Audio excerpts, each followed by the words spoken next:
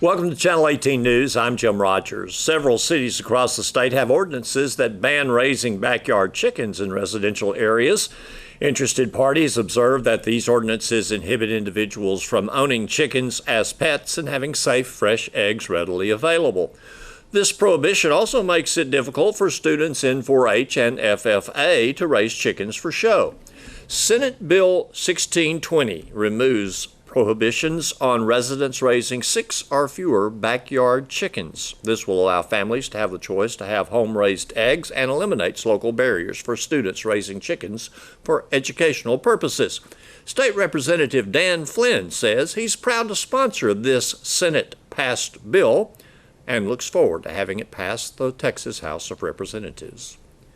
Corporal Todd Evans, a 19-year veteran of the Hopkins County Sheriff's Office, was honored by Sheriff Lewis Tatum and fellow officers Thursday morning in ceremonies at the County Jail Sheriff's Office.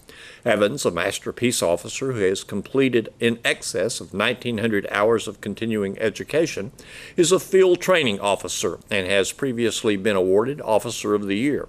He was honored Thursday for his work ethic and perseverance related to the hunt for a fugitive, Melroy Givens. Corporal Evans was able to uncover information that led to the capture of Givens. He also coordinated a multi-jurisdictional response composed of Hopkins County Sheriff's Office, Special Crimes Unit, and the DeSoto Police Department. He also personally assisted in the apprehension of a long-time fugitive. Sheriff Tatum said that he would commend Corporal Evans for his act as well as his daily perseverance and leadership exhibited in his daily activities. Tatum said he knows that when Corporal Evans' assistance is requested, he'll do everything in his power to quickly, professionally, and ethically handle the situation in front of him. Danny Davis has announced his intent to seek the Republican nomination for the office of Hopkins County Treasurer. Davis is currently the Veteran Service Officer for Hopkins County. When asked about his plans as the Veteran Service Officer, if elected as County Treasurer, he said that if elected, he will remain the Veteran Service Officer for Hopkins County, working smarter, harder, and with flexibility. By combining the office with that of the County Treasurer, he said he will be able to decline the salary for the Veteran Service Officer position, and the county will reap the benefit of saving money immediately. For more about Davis, go to KSSTradio.com.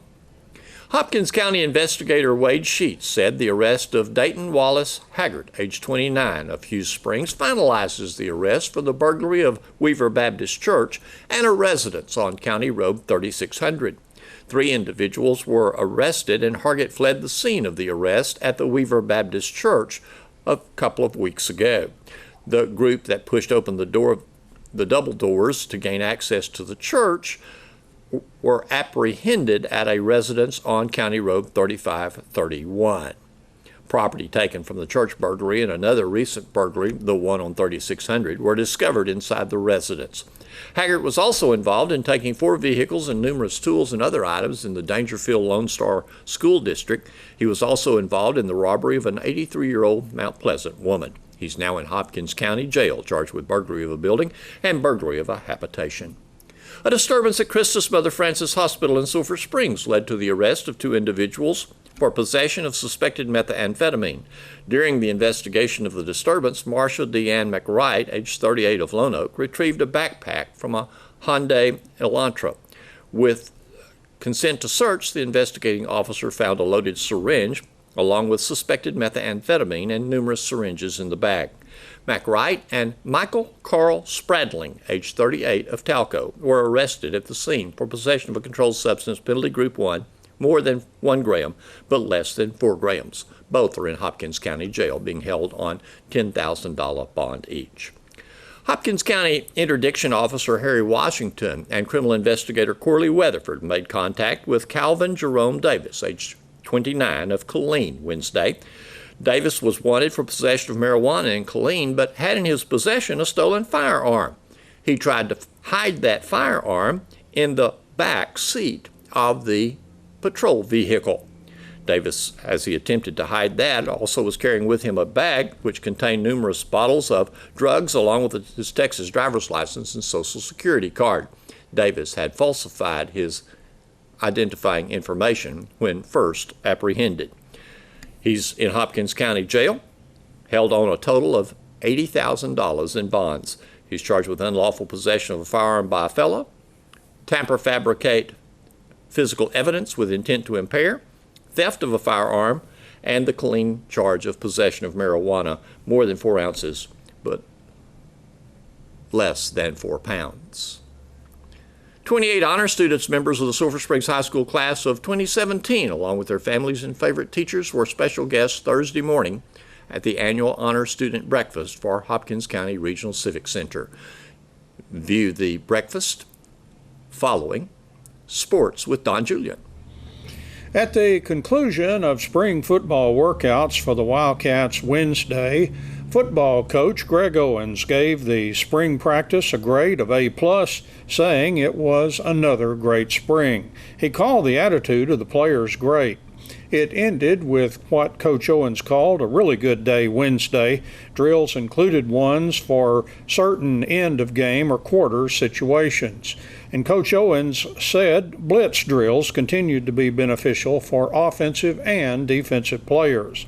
He said he was able to mix in some special teams work designed to make sure players get on and off the field for those special teams.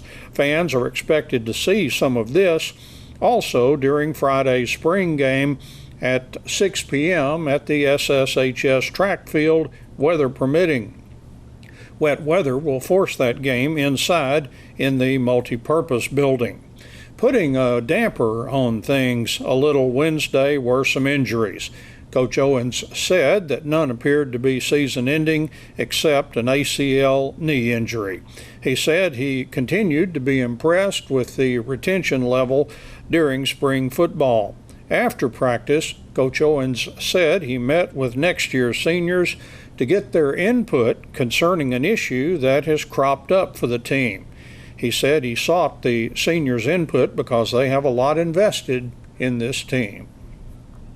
After the last football workout of the spring, Wildcats defensive coordinator Tristan Abram met with some of his seniors for next year and told them that they have the potential to be at the top or even the top team in the district defensively.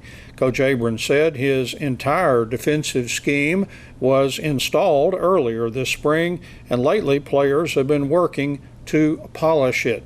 He said last year's defense would have been near the top of the district except for a bad Marshall game and one long run allowed against Greenville. Coach Abram's defense will return 9 starters from last year's team. He said guys who have stepped in this spring to replace last year's seniors have done a remarkable job. He said the defense in the spring picked up right where they left off last fall. Coach Abram says he's happy where the defense is right now. Thanks for watching Channel 18 News. Stay tuned for the Honors Breakfast.